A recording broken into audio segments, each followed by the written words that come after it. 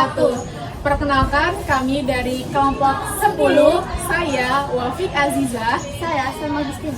Dari kelas Tadris Biologi A semester 4, kami akan menjelaskan mengenai Makanan dan minuman dalam perspektif sains dan Islam. selamat menyaksikan.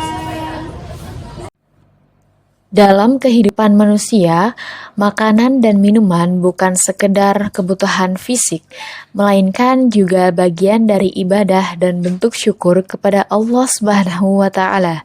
Allah berfirman dalam Quran Surat Al-Baqarah ayat 172. A'udzu billahi minasyaitonir rajim.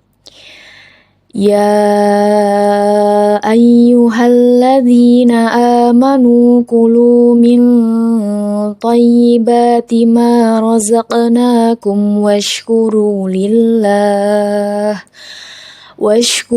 lillahi in kuntum iyyahu ta'budun. Yang artinya, wahai orang-orang yang beriman, makanlah dari rezeki yang baik-baik yang telah kami berikan kepadamu, dan bersyukurlah kepada Allah jika hanya kepadanya kamu menyembah. Quran Surat Al-Baqarah ayat 172. Ayat ini menekankan dua syarat konsumsi dari makanan halal dan thayyib, artinya makanan itu bukan hanya diperbolehkan secara hukum, tapi juga baik bagi tubuh, bergizi, dan tidak membahayakan. Sains modern mendukung prinsip ini. Kajian nutrisi membuktikan bahwa tubuh manusia membutuhkan makanan seimbang untuk menjalankan fungsi biologisnya. Dalam tafsir ilmi, para ulama dan ilmuwan menyatukan pemahaman wahyu dan ilmu pengetahuan untuk menjelaskan betapa sempurnanya panduan Al-Quran. Hubungan antara agama dan sains bukan pertentangan, tetapi satu kesatuan yang harmoni, sebagaimana disebut dalam Quran Surat Al-Ankabut ayat 20. A'udzu billahi minasyaitonir rajim. Qul siru fil ardi fanzuru kaifa bada'al khalq summallahu yunshi'un nash'atal akhirah innallaha ala kulli syai'in qadir. Yang artinya, katakanlah, berjalanlah di muka bumi, lalu perhatikanlah bagaimana Allah menciptakan semua makhluk. Kemudian Allah membuat kejadian yang akhir setelah mati di akhirat kelak. Sesungguhnya Allah Maha Kuasa atas segala sesuatu. Quran Surat Al-Ankabut ayat 20. Tafsir ilmi bertujuan untuk menafsirkan ayat-ayat kauniyah, yakni ayat tentang alam semesta, agar manusia semakin menyadari kebesaran Sang Pencipta melalui tanda-tanda yang terlihat dan yang tersembunyi. Namun, kerusakan sering terjadi ketika manusia melampaui batas. Dalam Quran Surat Ar-Rahman, Allah memberi peringatan yang sangat kuat. A'udzu billahi minasyaitonir rajim. Fabi'ayyi ala'i rabbikuma tukadziban. Artinya, maka nikmat Tuhanmu yang manakah yang kau dustakan? Quran Surat Ar-Rahman ayat 13.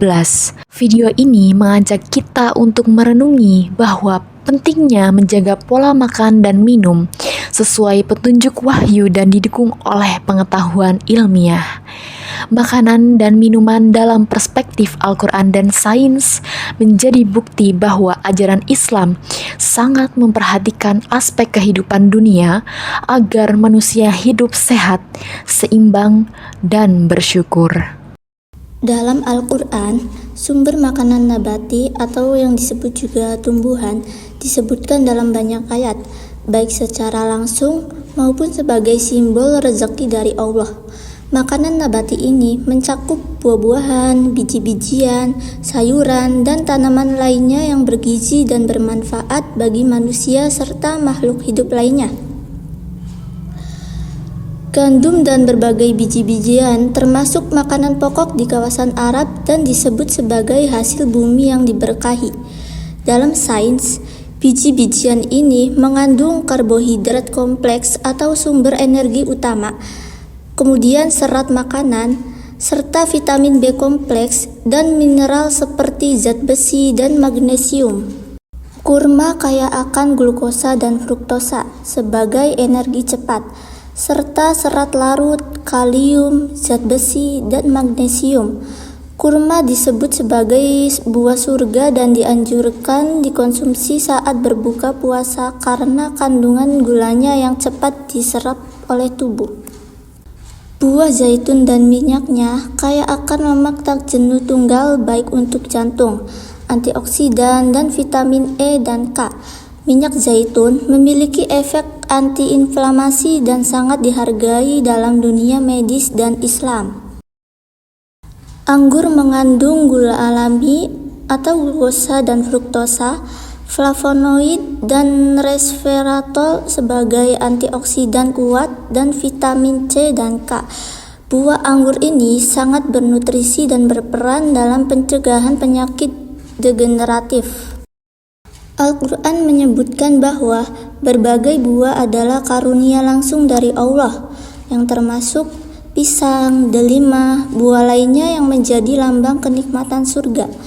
Nah, secara ilmiah, buah-buahan mengandung vitamin A, C, B yang kompleks, dan antioksidan, serat makanan tinggi, air yang menyegarkan.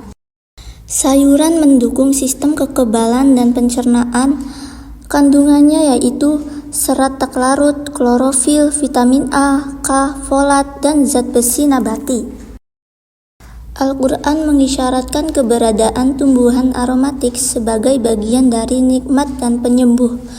Tanaman seperti ini termasuk rempah-rempah yang dalam sains modern dikenal kaya antioksidan dan antimikroba.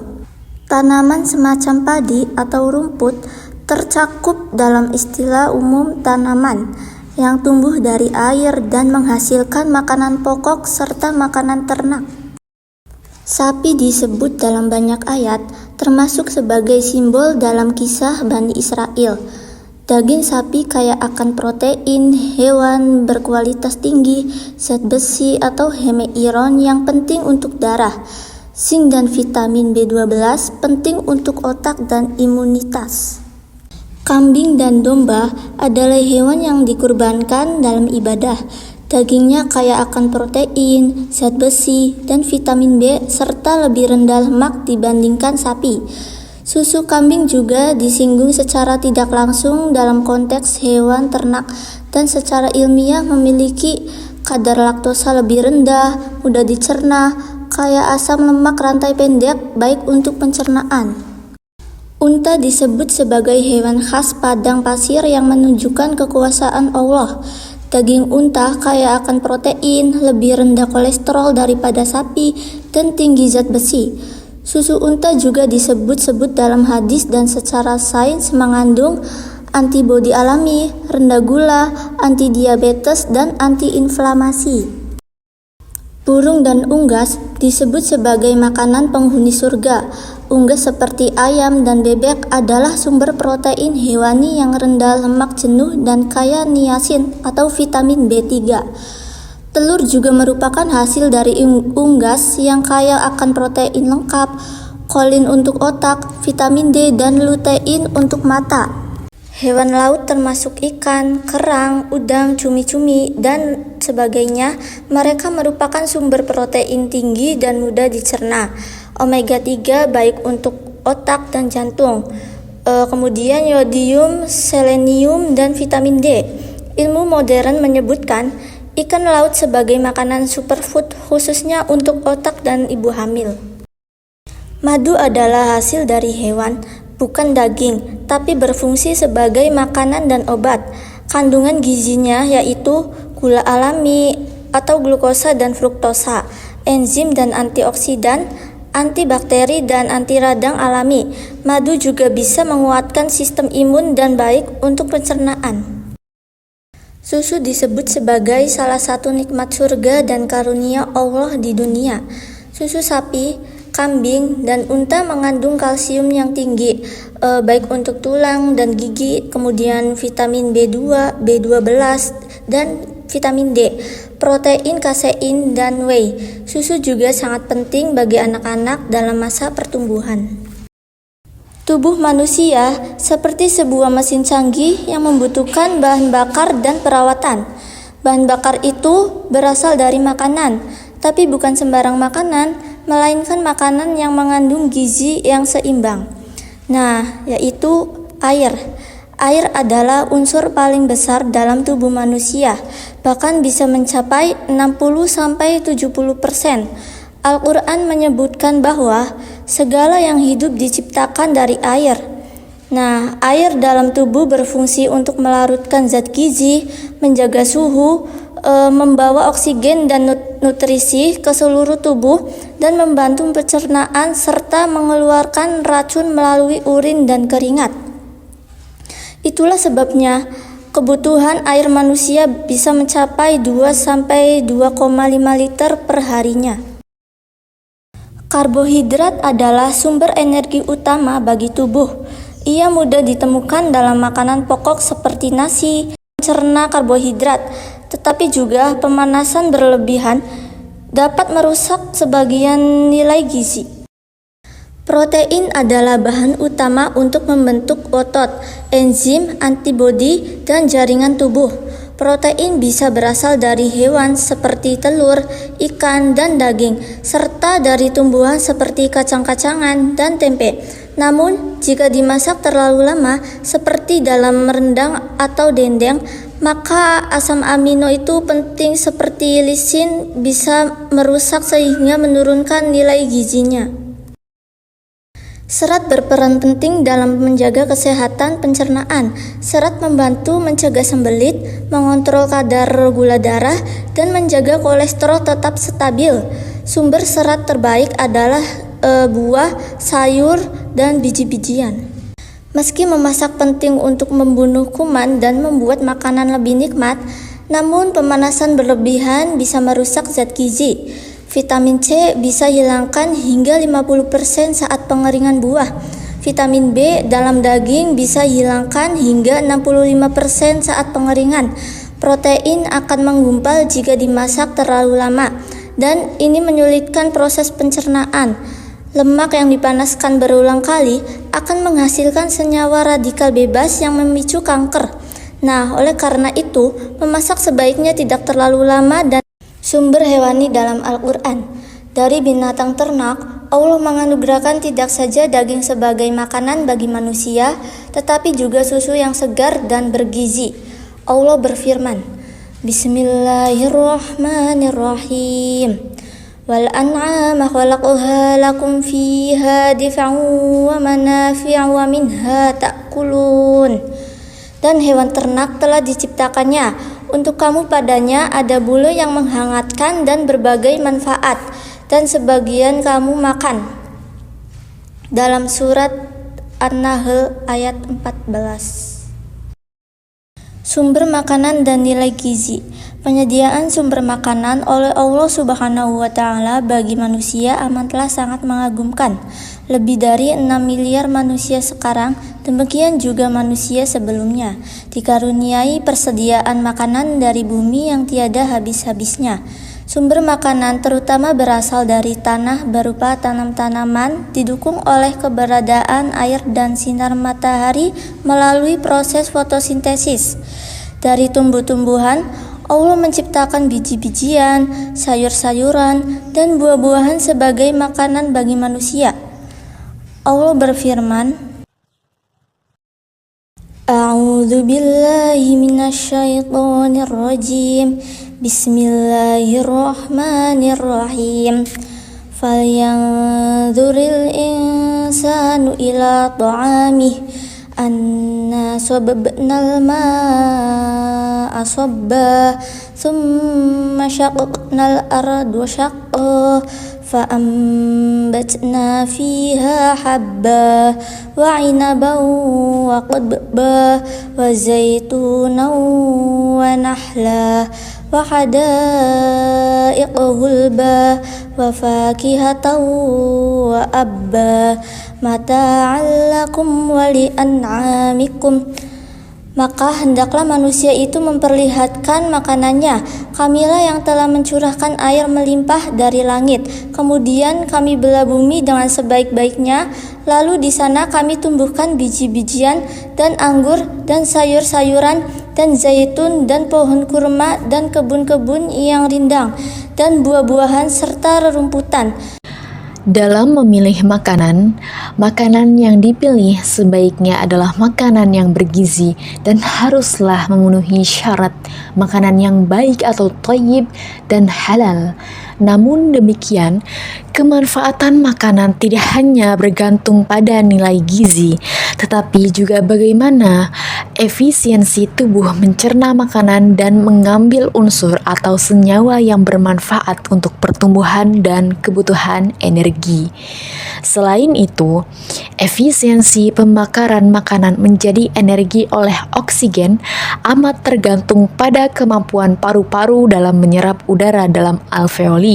Sebagaimana proses pencernaan, pembakaran makanan dalam tubuh manusia juga amat kompleks. Memahami proses-proses tersebut tidak hanya bermanfaat untuk menghindari hal-hal yang mengganggu sistem metabolisme tubuh, tetapi juga sekaligus memahami kebesaran Allah yang telah menciptakan manusia. Hal ini sesuai dengan firman Allah dalam surat Fussilat ayat 53 yang berbunyi, A'udzu billahi minasyaitonir rajim. Sanurihim ayatina fil afaqi wa fi anfusihim hatta yatabayyana lahum annahul haqq. Awalam yakfi bi rabbika annahu ala kulli syai'in syahid. Yang artinya, kami akan memperlihatkan kepada mereka tanda-tanda kebesaran kami di segenap penjuru dan pada diri mereka sendiri, sehingga jelaslah bagi mereka Al-Quran itu adalah benar. Tidak cukupkah bagi kamu bahwa Tuhanmu menjadi saksi atas segala sesuatu? Quran Surat Fussilat ayat 53. Dengan demikian, mempelajari atau memahami proses metabolisme makanan, baik dari aspek biologi, kimia, maupun kesehatan, akan dapat mendorong seseorang untuk mensyukuri karunia Allah. Tiap kali makan atau minum, ia akan merasakan kehadiran Allah dan selalu ingat kepadanya. Sebagaimana Quran Surat Ali Imran ayat 91. A'udzu billahi minasyaitonir rajim. Alladzina yadhkuruna Allaha qiyaman wa qu'udan wa 'ala junubihim wa yatafakkaruna fi khalqis samawati wal ard. Rabbana ma khalaqta hadza batila subhanaka faqina azabannar. Yang artinya yaitu orang-orang yang mengingat Allah sambil berdiri, duduk, atau dalam keadaan berbaring, dan mereka memikirkan tentang penciptaan langit dan bumi seraya berkata, "Ya Tuhan kami, tidaklah Engkau menciptakan semua ini sia-sia." Maha suci Engkau, lindungilah kami dari azab neraka. Quran Surat Ali Imran ayat 191. Ilmu pengetahuan, kendati baru amat sedikit, telah mampu mengungkap betapa rumitnya sistem metabolisme yang diciptakan Allah dan semuanya berjalan secara otomatis tanpa campur tangan manusia. Manusia tinggal menerima dan menjaganya. Terdapat 3 tahap utama dalam sistem pencernaan makanan di dalam tubuh, di antaranya mengunyah makanan. Dalam mulut, makanan dipotong-potong dengan gigi, kemudian menjadi ukuran yang lebih kecil, kemudian dikunyah atau dilumatkan agar komponen gizi dalam makanan keluar dari matriks makanan. Kemudian, penyerapan zat gizi oleh dinding usus yang kemudian diangkut ke seluruh jaringan sel oleh darah. Lalu, di dalam sel tubuh, zat gizi diproses atau terjadi metabolisme untuk dimanfaatkan langsung atau disimpan untuk nanti dimanfaatkan di saat diperlukan. Metabolisme makanan di dalam tubuh terjadi pada awalnya di gigi dan mulut, di mana makanan dikunyah oleh gigi agar lebih halus. Lidah membantu mengatur posisi makanan dan mengecap rasa. Air liur mengandung enzim amilase yang mulai mencerna karbohidrat. Setelah itu, makanan ditelan dan masuk ke kerongkongan.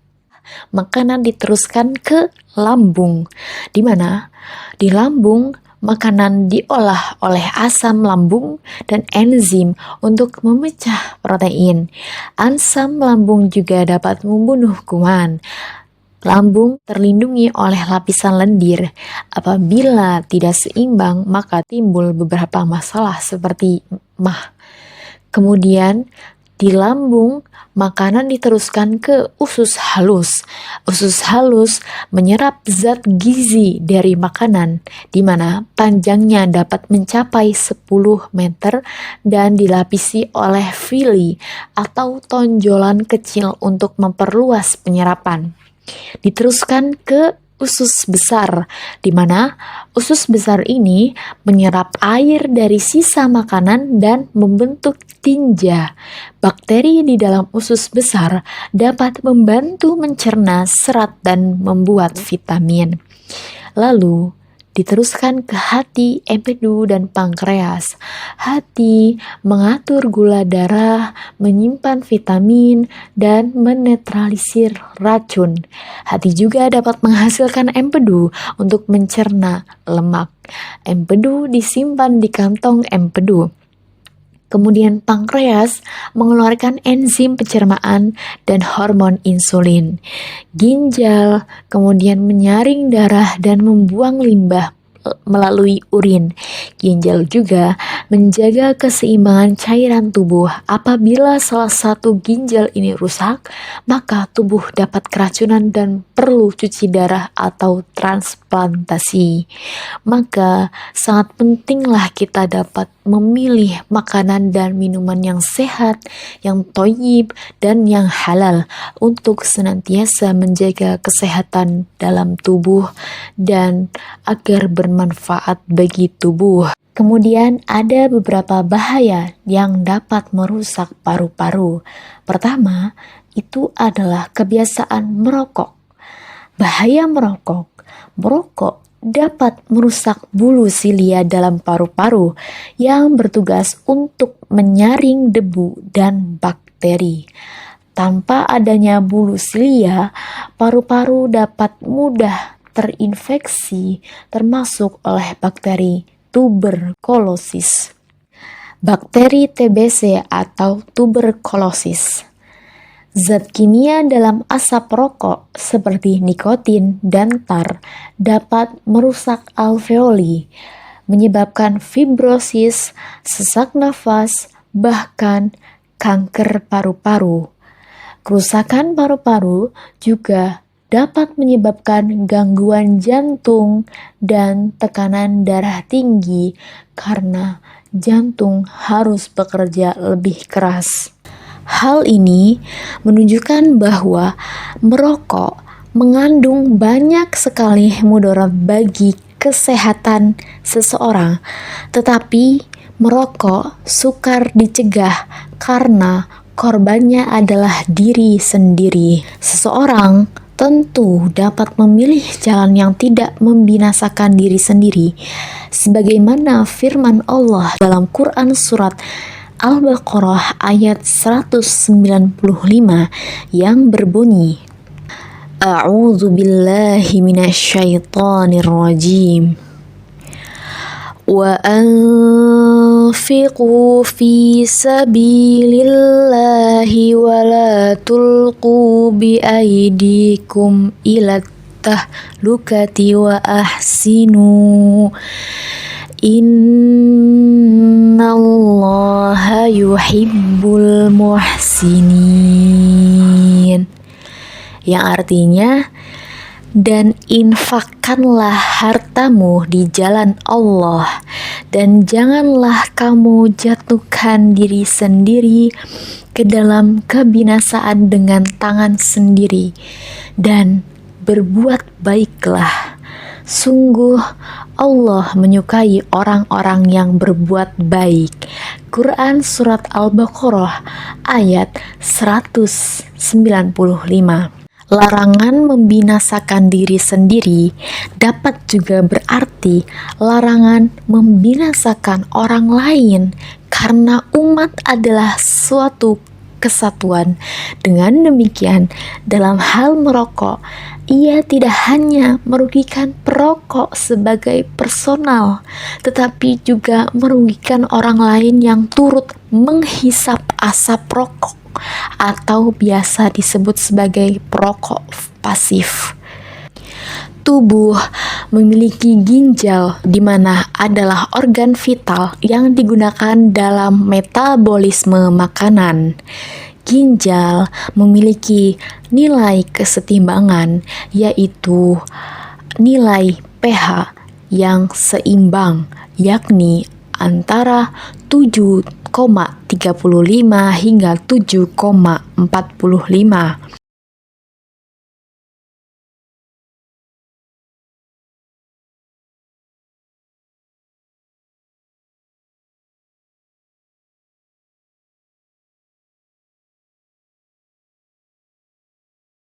Kesetimbangan dalam tubuh dalam nilai pH yang vital itu mengingatkan kita akan kekuasaan Allah dalam menciptakan alam raya dalam keseimbangan tanpa cacat, sebagaimana Quran Surat Al-Mulk ayat 3 yang berbunyi, A'udzu billahi minasyaitonir rajim.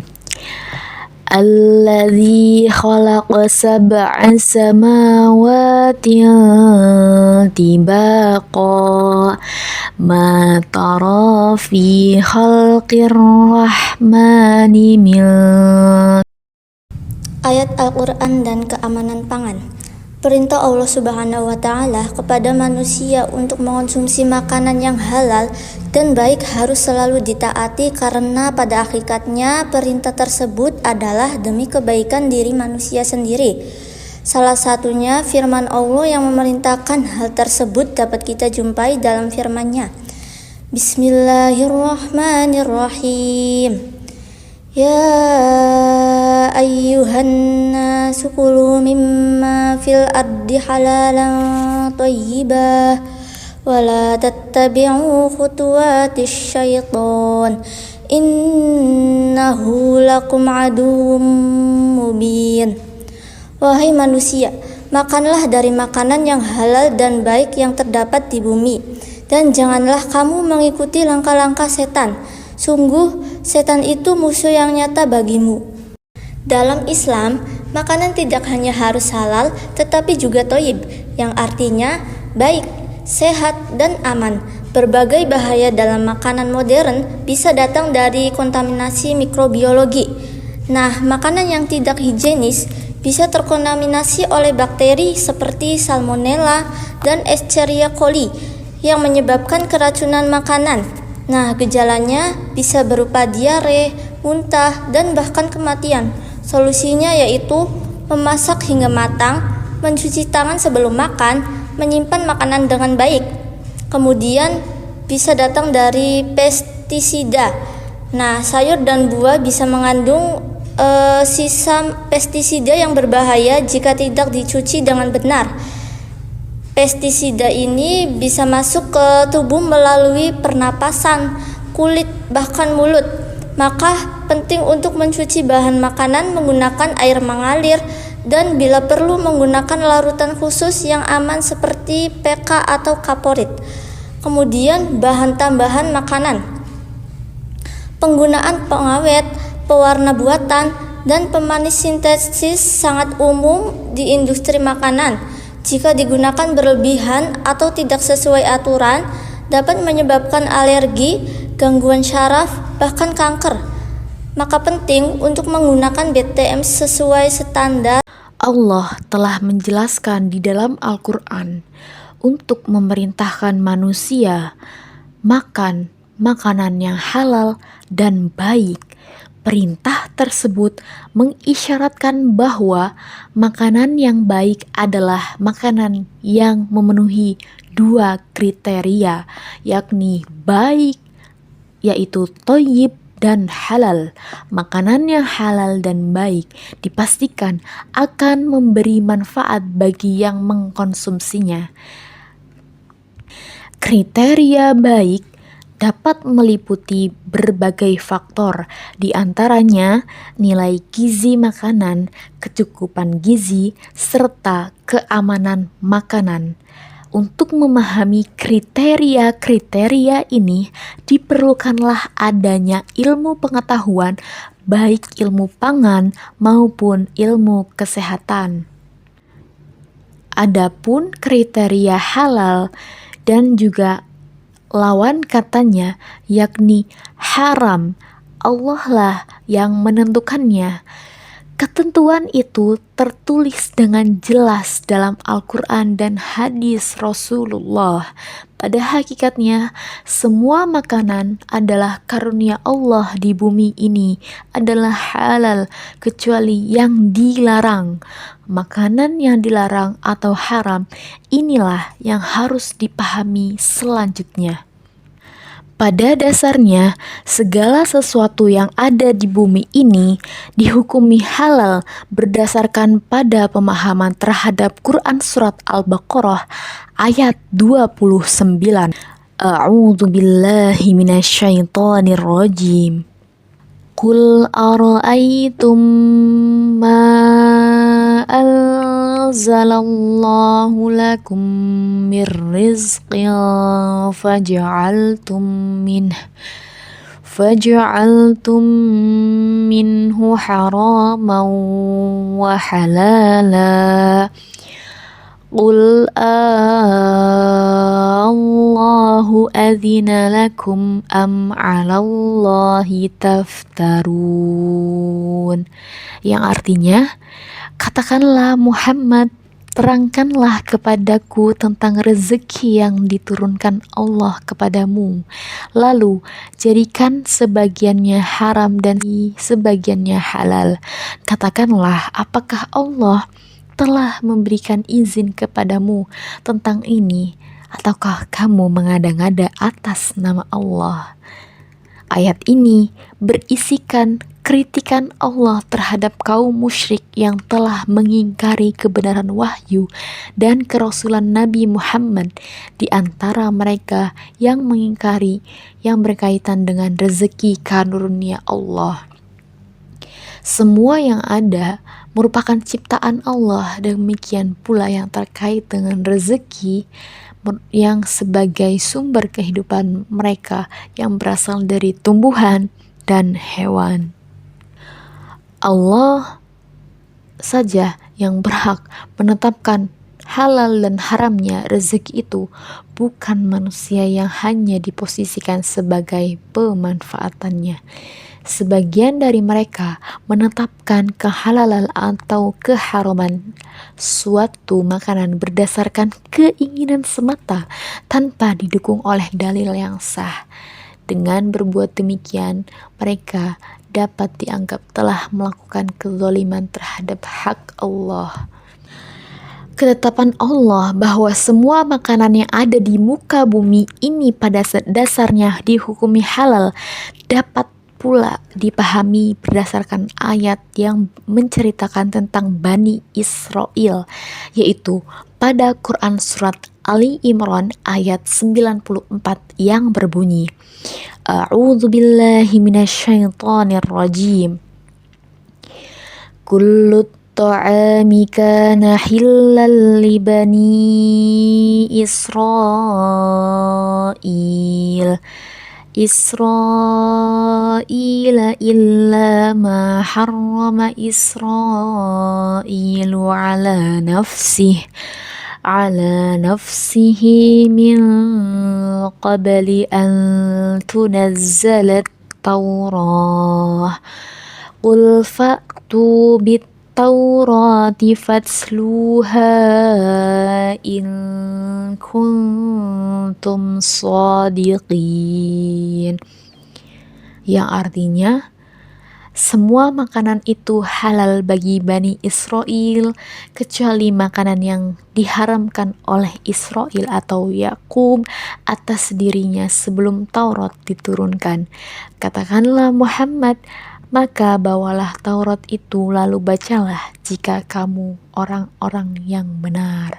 Quran Surat Ali Imran ayat 94. Ayat ini menerangkan bahwa semua makanan itu dihalalkan bagi Bani Israel dan juga para nabi dan umat sebelumnya.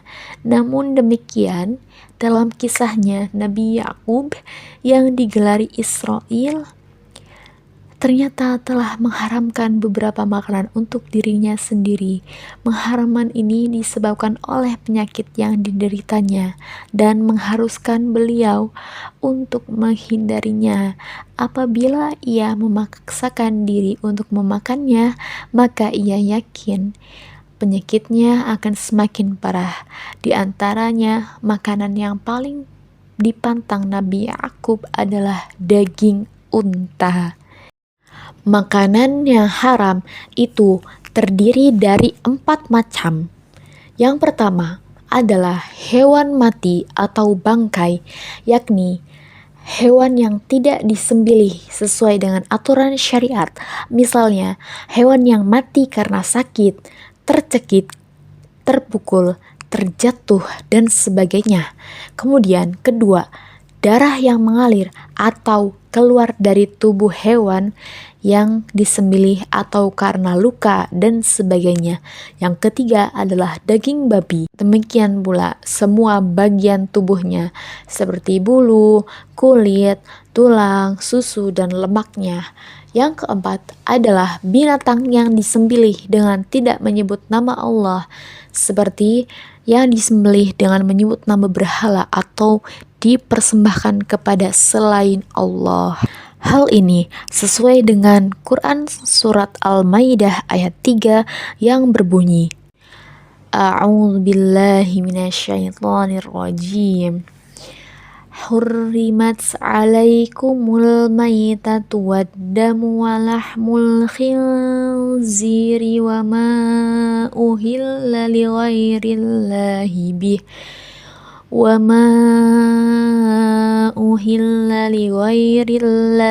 bihi wal munkhaniqatu wal mawquzatu wal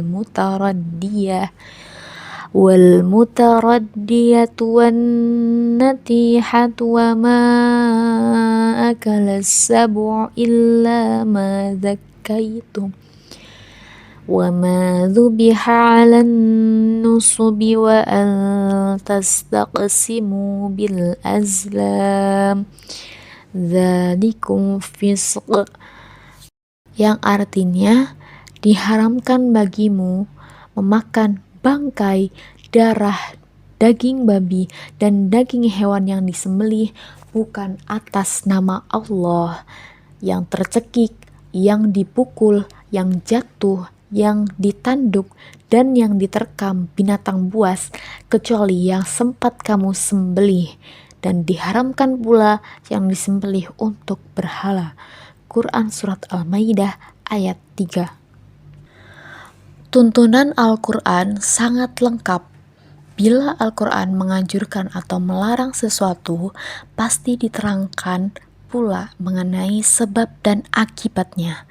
Dengan demikian, ketika ada di antara ayat-ayat Al-Quran yang memberi informasi mengenai larangan atau pengharaman makanan tertentu, hal ini dimaksudkan agar petunjuk yang terkandung dalam ayat-ayatnya dapat dipahami secara tuntas, tanpa penjelasan tentang alasan pengharaman dan akibat yang terjadi bagi pelanggar yang melanggar larangan itu. Seperti contoh, daging babi diharamkan sebab berbagai alasan. Beberapa ahli menyebutkan bahwa hewan ini jorok dan suka memakan kotoran, suatu barang yang najis. Keadaan ini pasti berpengaruh pada kesehatan daging dan unsur-unsur lain yang ada padanya. Apabila kesehatannya saja diragukan, maka dagingnya pun diragukan kebaikannya. Oleh karena itu, mengonsumsi babi pasti hanya akan mendatangkan dampak negatif. Alasan yang demikian ini membuat pengharaman babi menjadi sesuatu yang logis. Dalam tafsir Al-Marigi disebutkan bahwa karena jorok dan menyukai makanan dan tempat yang kotor, maka wajar apabila babi diharamkan. Hal ini sejalan dengan keterangan di atas.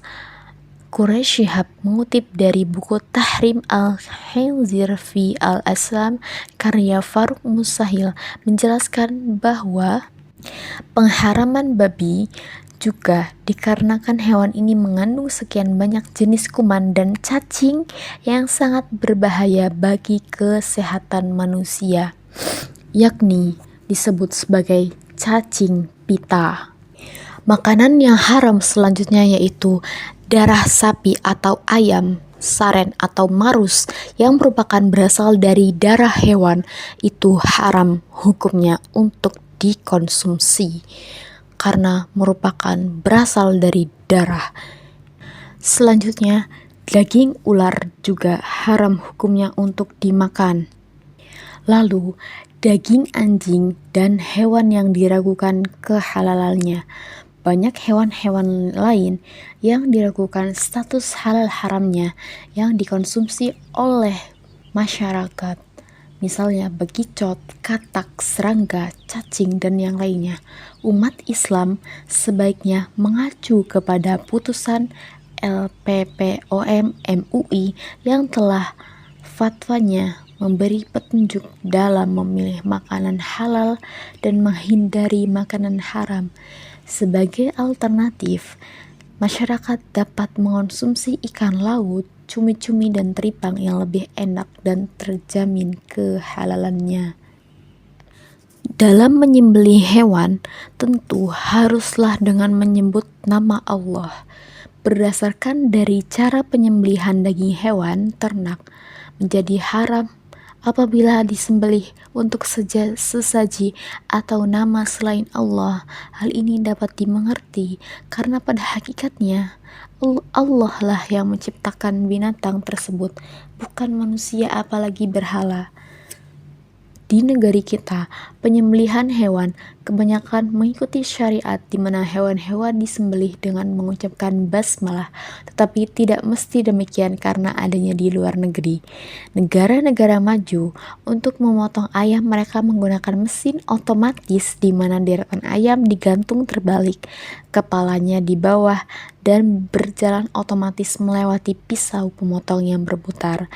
Cara ini tentunya lebih efisien karena hanya dalam hitungan beberapa jam saja ribuan ayam dapat disembelih, meski menyisakan masalah bagi umat Islam karena ayam-ayam itu tidak disembelih baik dengan nama Allah ataupun dengan menggunakan bacaan basmalah, melainkan murni untuk tujuan diperdagangkan.